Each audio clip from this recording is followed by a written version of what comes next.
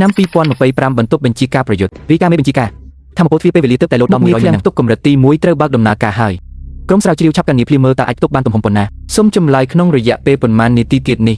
រាយការណ៍មេបញ្ជាការការការងារទំហំទុកបានបញ្ចប់ហើយចា៎ទំហំទុកមានប្រហែល1ម៉ែត្រគូបចា៎បើលើពីនេះគឺដាក់ចូលលេងបានហើយ1ម៉ែត្រគូបប៉ុណ្ណឹងគ្រាន់ហើយតើឆាប់រៀបចំកាំភ្លើងប្រភេទ56ដែលយុទ្ធជនជំនាន់មុនធ្លាប់ប្រើមួយគេស្ភ្លាមទៅគ្របកាំភ្លើងអាហារបំពន់ដាក់ឲ្យពេញម៉ោងទៅឲ្យចិនវឹងយកទៅទុកក្នុងឃ្លាំងទុកនោះទៅចេញដំណើរឥឡូវនេះ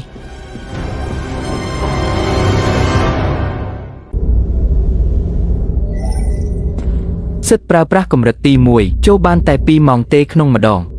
នេះជាច្បាប់ដាច់ខាតសូម្បីតែលើស1នាទីក៏មិនបានដែរខែធ្នូឆ្នាំ1937នៅជីក្រុងឆាងឡាងខេងឡេង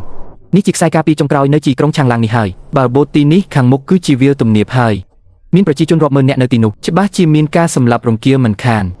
មានប្រភពកម្ដៅ2-3កន្លែងលោតខ្សោយខ្លាំងណាស់នេះមកពីកម្ដៅរាងកាយធ្លាក់ចុះនិងបាត់បង់ឈាមច្រើនឬក៏អាចជាយុទ្ធជនដែលកំពុងគ្រុនក្ដៅខ្លាំងនៅពេញមួយខ្សែការពារនេះមានកាំភ្លើងយន្តតែ2ដើមប៉ុណ្ណោះជាមួយកាំភ្លើងវែងចុងចឹង7ទៅ8ដើមសល់ពីនឹងគឺសុទ្ធតែកាំភ្លើងចាស់ស៊េរីហាន់យ៉ាងហើយអ្នកខ្លះទៀតមានតែកាំបិទធំប៉ុណ្ណោះនៅក្នុងដៃទាំងនេះជាអាវុធទាំងអស់ដែលពួកគេមានសម្រាប់ទប់ទល់ជាមួយកងទ័ពមួយកងឯណោះ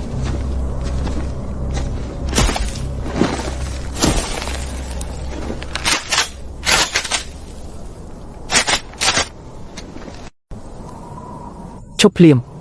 ហាមដើរមកទៀតគ្នាឯងតាបងកុំបាញ់បងមើលមុខខ្ញុំសិនទៅពួកអាជប៉ុនក៏ចេះនិយាយភាសាចិនដែរតាវើយឯងនៅកងឯកភាពណាលេខសម្គាល់កងទ័ពលេខប៉ុន្មានចូលមកក្នុងសិនមក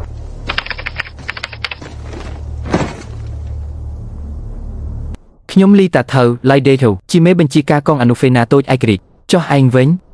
ខ្ញុំចិនហ្វឹងឆេនវែងចិនហ្វឹងមកពីអង្គភាពណាគឺចិនហ្វឹងដែលមានបេសកកម្មមកទីនេះតែម្ដងពួកយើងការពារទីនេះ7ថ្ងៃហើយវើយកាលពី7ថ្ងៃមុនកងរបស់ខ្ញុំមានទាហាន103នាក់ឥឡូវសល់តែ37នាក់ទេគ្រាប់កាំភ្លើងក៏បាញ់ចិត្តអស់រលីងដែរហើយ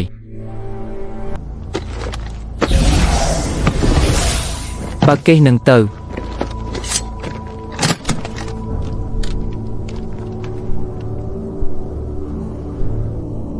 នេះជាកាំភ្លើងអីគេទៅ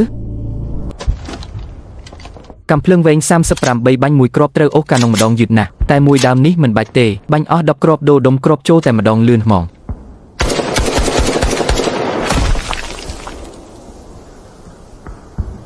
កាំភ្លើង5មួយដើមគ្រាប់10000គ្រាប់សម្លាញ់